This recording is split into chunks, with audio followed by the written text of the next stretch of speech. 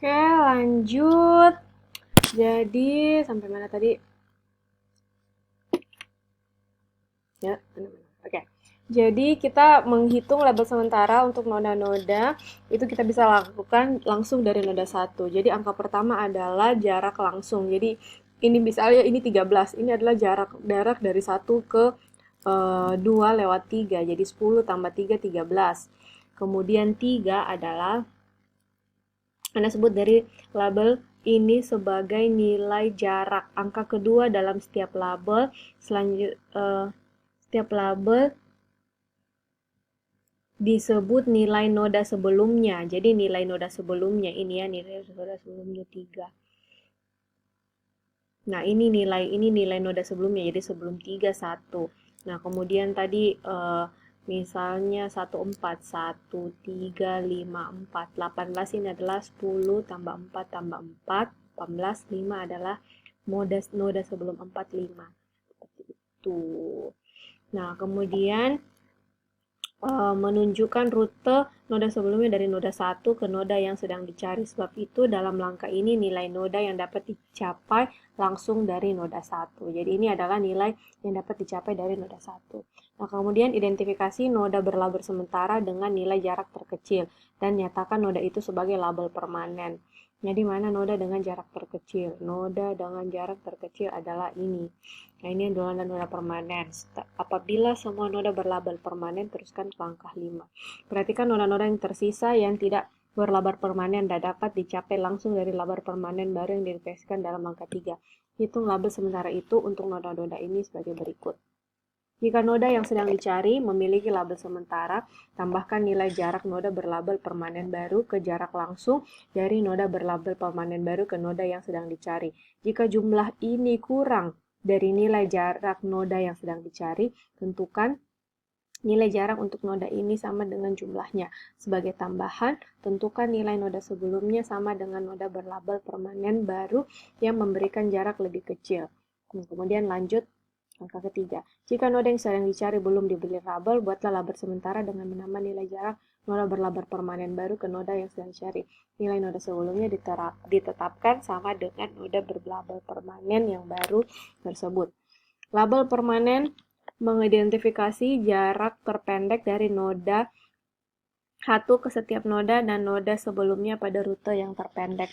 Rute terpendek ke suatu noda yang ditentukan dapat ditemukan dengan memulai dari noda yang ditentukan tersebut dan bergerak ke noda sebelumnya.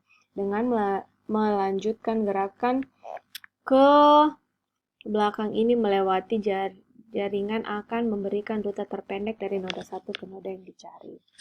Oke, saya kira seperti itu. Nah, ini ada tugas dari Prof. Tugasnya ada 5 nomor. Kalian satu kelompok berapa nomor? Berapa orang? Maksud saya kalian di kelas ini ada berapa kelompok? Kita buka dulu. Oke, jadi di sini ada 5 soal. Terus kalau tidak salah ada 6 kelompok. Saya kira kita untuk materi minggu berikutnya saya mau kalian bikin lagi video untuk satu kelompok menjawab satu pertanyaan ini. Jadi ini kelompok 1, kelompok 2, kelompok 1 nomor 1, kelompok 2 nomor 2, kelompok 3 nomor 3, kelompok 4 nomor 4, kelompok 5 nomor 5. Nah, kelompok 6 tidak dapat. Nah, nanti atau kelompok 4 kerja nomor 3 mi juga. Oke, jadi 1, 1, 2, nomor 1 kelompok 1, nomor 2 kelompok 2, nomor 3 kelompok 3 dan 6, nomor 4 kelompok 4, nomor 5 kelompok 5. Oke, tapi saya mau kalian kerja masing-masing. Jadi, caranya untuk membuktikan bahwa kalian kerja ini sambil video call saja dari rumah masing-masing. Kemudian screenshot key bahwa kok video call key dari rumah masing-masing. Oke, saya kira begitu. Itu untuk minggu depan. Jadi kalian coba kerjakan ininya, videonya. Jadi pakai kertas saja baru jelaskan. Tapi ganti-gantian jelaskannya 4 orang. Berapa orang? satu kelompok, ya 4 atau 5 orang dalam kelompokmu, kalian ganti-gantian menjelaskan. Oke, saya lanjut. Masalah pohon rentang minimal. Jadi ini semua dari dalam model jaringan, metode jaringan atau networking model. Yang pertama tadi rute terpendek, nah sekarang pohon rentang minimal. Dalam terminologi jaringan, masalah pohon rentang minimal mencakup penggunaan busur-busur jaringan untuk menjangkau semua noda jaringan sedemikian rupa, sehingga total panjang semua busur yang digunakan itu minimal. Misalnya BSW tadi harus memiliki lini komunikasi komputer khusus yang dipasang untuk menghubungkan 5 satelit pemakai dengan sebuah pusat komputer baru. Nah, perusahaan telepon akan memasang jaringan komunikasi tersebut. Namun, diketahui bahwa instalasi itu merupakan operasi yang mahal. Untuk mengurangi ongkos supaya tidak terlalu mahal ini, kelompok manajemen pusat, jadi kantor pusatnya komputer itu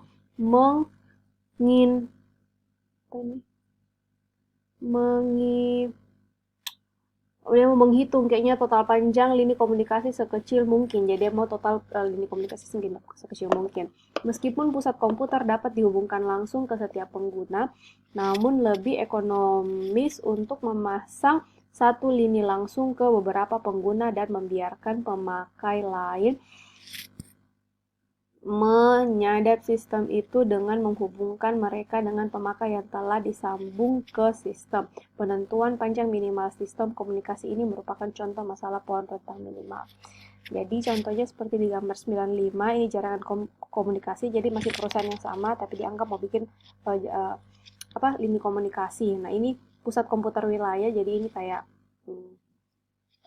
pusat servernya begitu kali ya. Kemudian ini kilometer lini komunikasi yang dibutuhkan antar lokasi. Jadi ada 5 node, 5 noda, 5 lokasi. Algoritma pohon rentang minimal. Pohon rentang untuk jaringan N noda adalah sejumlah N kurang 1. Busur yang menghubungkan setiap noda ke setiap noda lainnya. Pohon rentang minimal adalah sejumlah busur yang melakukan hal ini pada ongkos total busur, minimal jarak, dan sebagainya. Langkah-langkah algoritma tersebut yakni sebagai berikut. Langkah pertama, mulailah secara acak random pada noda bulatan yang mana saja. Jadi pilih noda yang mana saja dan hubungkan dengan noda tersebut sesuai persyaratan kriteria yang digunakan, misalnya kriteria waktu, biaya, atau jarak. Kedua noda itu disebut sebagai noda yang berhubungan dan sisanya disebut noda yang tidak berhubungan.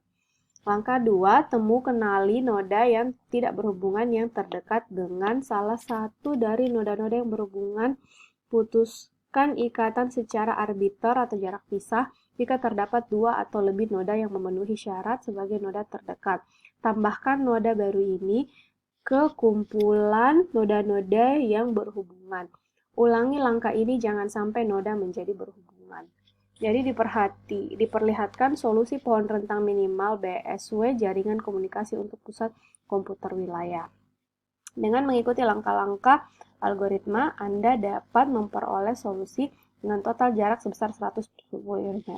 Jadi kita lihat di sini kayaknya Prof ambil nomor 2, jadi kalau kita mengikuti langkah-langkah yang tadi, langkah 1 dan 2, kita bisa lihat bahwa misalnya dari 2 ke 5 dan 6, kita bisa, ya karena ini pohon rentang, jadi kita bisa lewati dari sini, tambah ini, kemudian ditambah ini, jadi sini, ini, jadi terhubung semuanya ya, terhubung semua ke 5 noda ini dengan ini garis hitam yang lebih tebal, maka jarak rentangnya adalah minimal adalah 110 km, seperti itu. Nah, sekarang masuk ke bagian terakhir dari metode jaringan adalah masalah arus maksimal. Masalah arus maksimal menanyakan berapakah jumlah maksimum arus, apakah itu kendaraan, pesan, cairan, dan sebagainya yang dapat masuk dan keluar ke dalam sistem jaringan dalam suatu periode tertentu. Dalam masalah ini, Anda berusaha mengirimkan arus melalui seluruh busur jaringan seefisien mungkin. Jadi kita mau kirim melalui semua jaringan yang ada di sini. Jadi kalau tadi kan ada yang di skip. kalau ini. Nah, kali ini kita pakai semuanya. Nah, jumlah arus terbatas karena batasan kapasitas pada berbagai busur jaringan tersebut, maksimum atau batas atas pada arus dalam suatu busur disebut sebagai kapasitas arus busur tersebut. Contoh masalah arus maksimal, sistem jalan raya provinsi dari selatan ke utara yang melewati Palu, Gorontalo, dan Manado. Arus kendaraan mencapai tingkat 150 kendaraan per jam pada jam-jam sibuk. Karena adanya program pemeliharaan jalan raya pada musim panas yang membutuhkan penutupan sementara jalan-jalan dan batas kecepatan yang lebih rendah, suatu jaringan rute pengganti lewat Gorontalo diusulkan oleh Komite Perencanaan Transportasi. Rute pengganti itu meliputi jalan raya lain juga jalan-jalanan kota. Karena adanya perbedaan dalam batas kecepatan dan pola lalu lintas, kapasitas arus berbeda, tergantung pada jalan-jalan tertentu yang digunakan. Anda diminta memperhatikan usulan jaringan dengan busur kapasitas arus diperlihatkan dalam gambar 95. Jadi gambar 95 ini kita lihat masuk di sini masuk Gorontalo Utara. Nah, kapasitas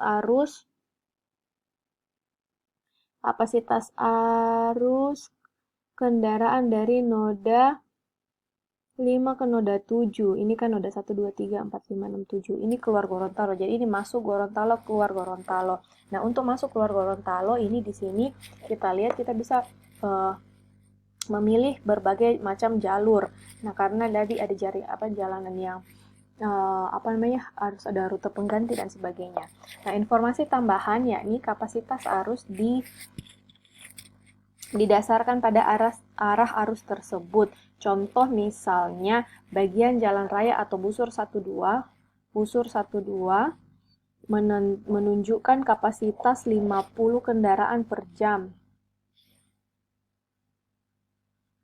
Dari arah 12, namun kapasitas 0 terjadi arah 21.